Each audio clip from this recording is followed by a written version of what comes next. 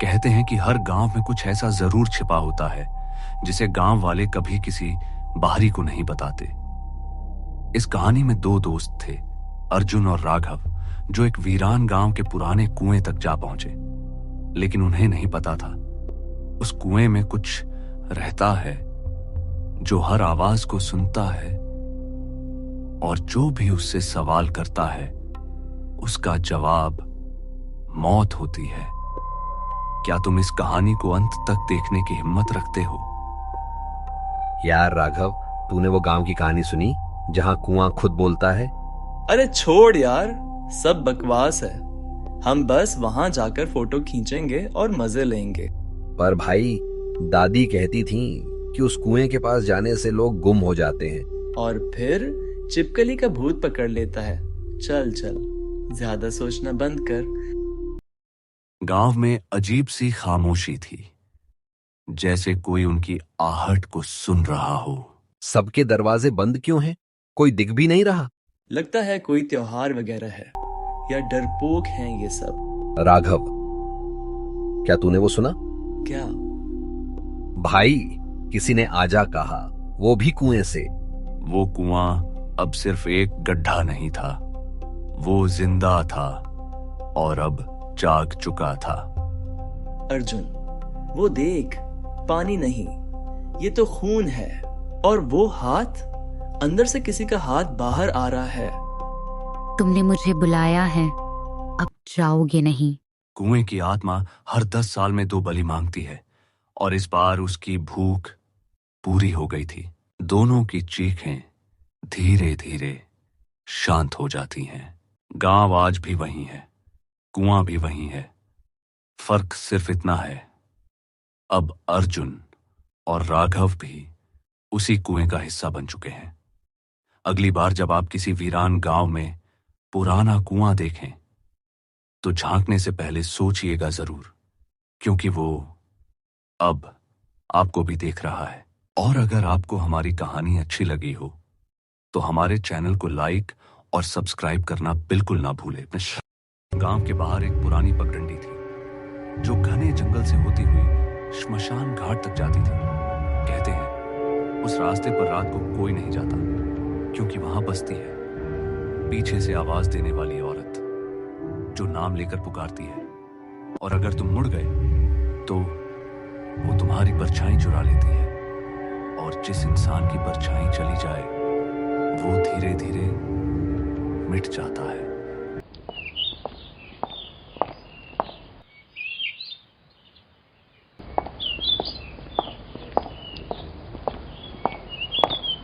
यार रोहित, तूने सुना? मंगल चाचा का लड़का शमशान वाली पगडंडी से गया था। अब वो बीमार है, कहता है उसे कुछ दिखा। अबे धीरज, ये सब डराने की बातें हैं। कोई भूत प्रेत नहीं होता यार। मैं तो कहता हूं ये सब बुजुर्गों की बनाई कहानियां हैं जो बस बच्चों को डराने के लिए हैं।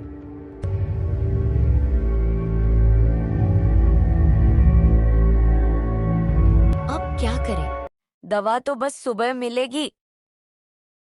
श्यामू वैद्य है ना जंगल पार, वो रात में भी दवा देता है। लेकिन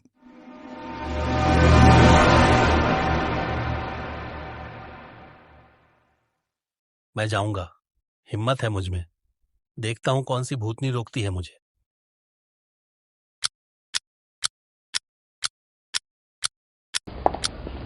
रात 9-12 बजे रोहित बाहर जाता है।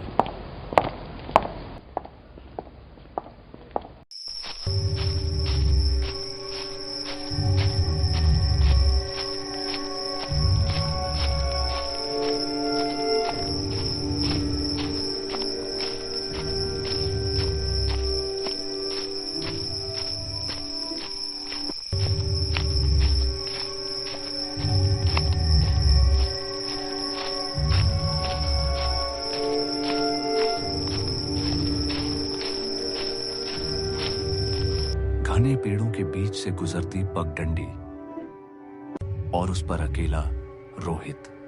हिम्मती तो था, मगर हर पत्ता, हर सरसराहट अब उसे चौंका रही थी।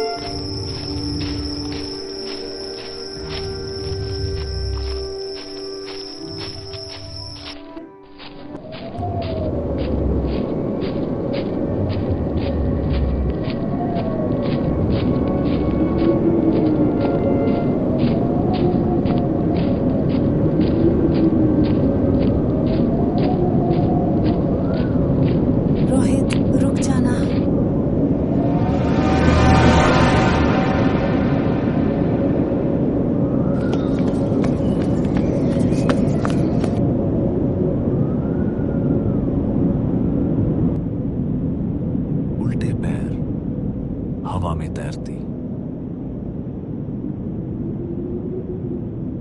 अब तू मेरी बात मान ही गया। परछाई तेरी अब मेरी है।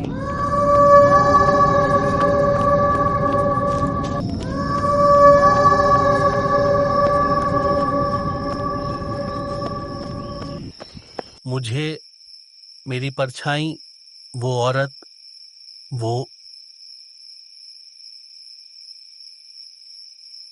तू मुड़ा, ये गलती सब करते हैं। ले ये शीशी, इसमें बंद है आग की राख और मंत्र। जा उसी जगह डाल, पर इस बार पलटना मत, चाहे कुछ भी हो।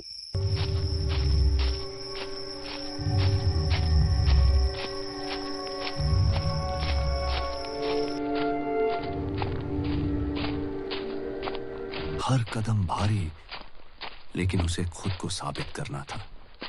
वो पहुंचा उस मोड़ पर जहां मुड़ा था।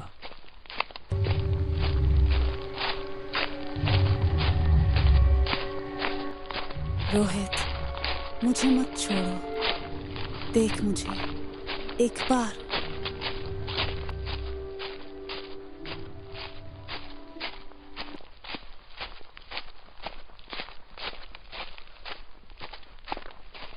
तेरा इम्तिहान पूरा हुआ, तू बच गया बेटा। तेरी परछाई अब तुझ में लौट आएगी।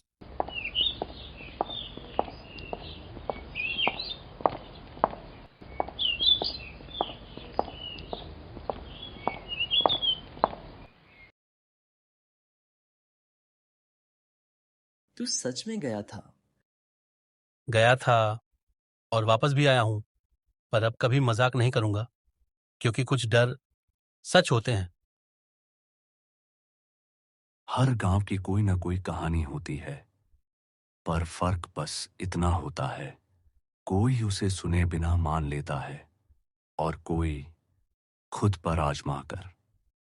कभी कोई तुम्हारा नाम लेकर पीछे से पुकारे तो मुड़ना मत, क्योंकि परछाई सिर्फ धूप में नहीं, डर में भी खो जाती है। और अगर आपको हमारी यह कहानी पसंद आई हो तो हमारे चैनल को लाइक और सब्सक्राइब करना बिल्कुल ना भूलें। आप अपना नाम बताइए, अगली कहानी आप पर बनेगी।